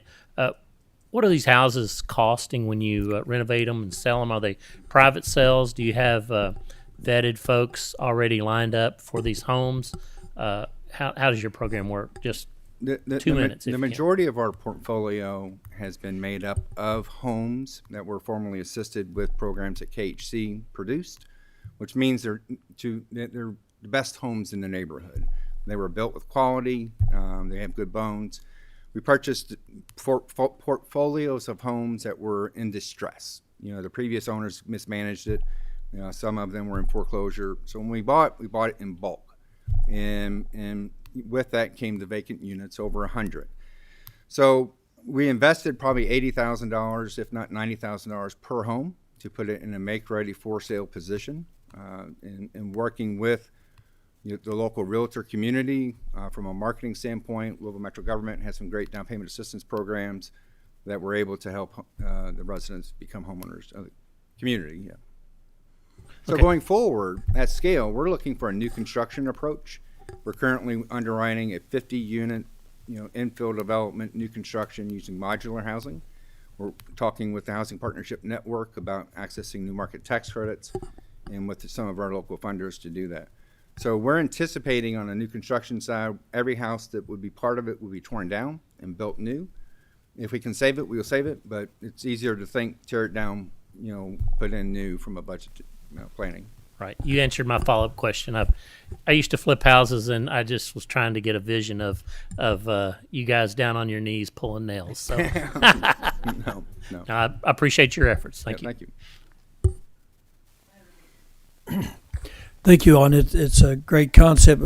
We've debated this before in the past. There's always some, I guess, concerns when you start talking about foreclosure or taking someone's property. But again, I think what your goal is good, and I think your intentions are good. And as we debate that, would you consider maybe a sunset on that? If the program does go awry, that it sunsets in 5-10 years. Just a thought, because there is a lot of conversation, and there will be a lot of debate over how this will work. Yeah. And I'd like to see it work for you. Yeah, I wouldn't be opposed to that. If we get it started, if the program justifies itself, I'm sure that you guys will take that in consideration to keep it going. Well, I think as we understand more about it, I'll be more comfortable with it. But one more comment, Senator.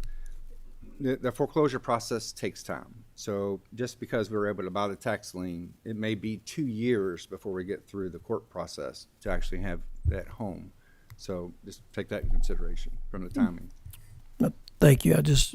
Like I said, we have had these conversations before, and they are touchy. Mm-hmm. Thank you. Thank you very much. You're welcome. Appreciate it. Thank you. Our next meeting will be November 12th in Frankfurt. That is our last Housing Task Force meeting. So, yes, so Senator Mills has a... And I would just tell our members that I believe we'll get the document ahead of time, like a week ahead of time before our meeting. So if there's any changes, just kind of come to the meeting, ready to talk about any needed changes to our task force report. Chris is the one with all the work left to do now, but we appreciate he's been taking very good notes throughout the interim, and look forward to seeing our report. So thank you to everybody that's in the audience that's been here every month listening to these important pieces of information that folks have brought to us regarding housing. And thank you to my co-chair. Thank you, Co-Chair. There not being no further business for this task force, without objection, this meeting is adjourned. You don't object. I object to your objection. This was filled with info today. Good stuff. Thank you so much for your help.